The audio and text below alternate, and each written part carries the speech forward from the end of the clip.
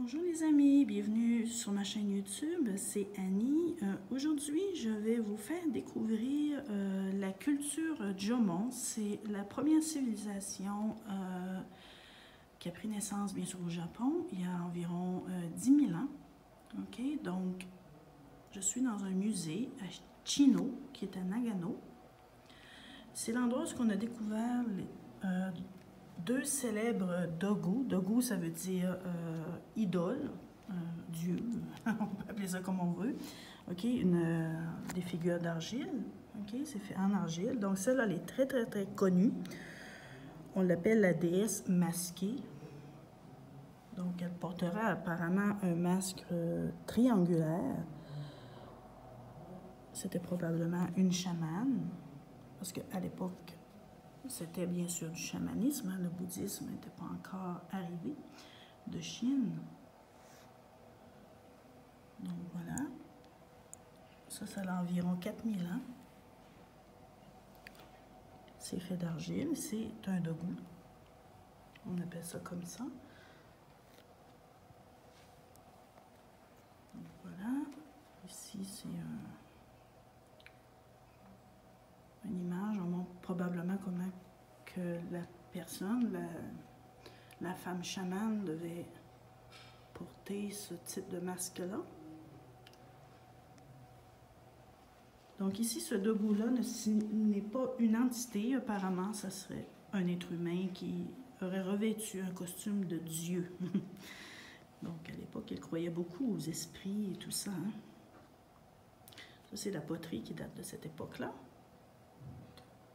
On voit qu'il était quand même assez habile. Il faut dire que la culture du Jomon, c'est l'une des premières civilisations préhistoriques à vraiment utiliser la poterie.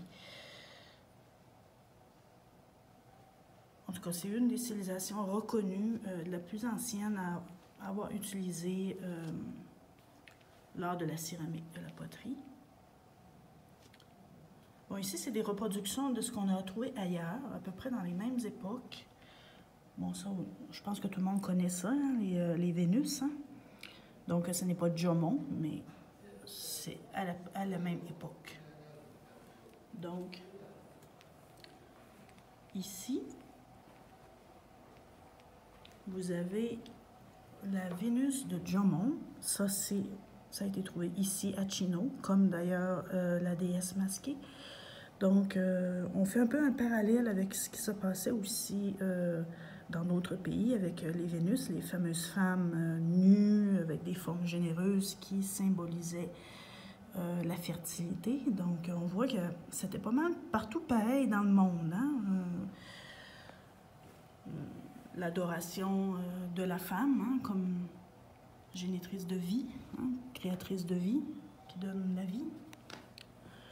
Donc, c'était commun partout à cette époque-là, à l'époque préhistorique. Donc, on voit que c'est incroyable, hein, parce que ça pourrait quasiment passer pour une œuvre d'art moderne, si on pourrait dire. Hein, mais pourtant, ça a 5000 ans. Là. Mais quand on regarde de près, ça ressemble à de l'art contemporain. Est-ce qu'aujourd'hui, certains artistes pourraient faire? C'est incroyable, hein? C'est comme si l'art contemporain, un peu, ce serait un retour aux sources aussi. Moi, je vois ça un peu comme ça. Donc voilà, ceci n'est pas de l'art contemporain, c'est une authentique figure d'argile. On peut appeler ça un dogu, mais bon, ça ne représente pas ici un dieu ou une personne qui est revêtue d'un costume de dieu, mais bien une femme probablement enceinte, hein, une Vénus. Voilà, mais certains appellent ça aussi des dogu, hein, du moment où ça représente un humanoïde, 2 bras, 2 jambes, une tête, et que c'est fait en argile, ben ça devient un dogu, voilà. Donc voilà. De toute façon, dogu, ça signifie aussi figure d'argile, en général. Ce qui peut même représenter aussi un animal. Donc voilà. Ça, c'est comment ils l'ont trouvé.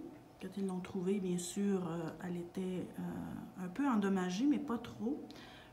Elle a été réparée par des spécialistes. Hein.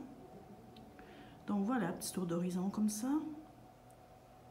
Donc, je suis à Chino, préfecture de Nagano, très réputée pour la culture Jomon, ou la promotion de la culture Jomon, qui est l'une des premières civilisations à naître au Japon. Civilisation préhistorique. Donc, voilà. Au revoir les amis, merci d'avoir visionné la vidéo. N'oubliez pas de liker, partager. Donc, on se donne rendez-vous. Au revoir, merci.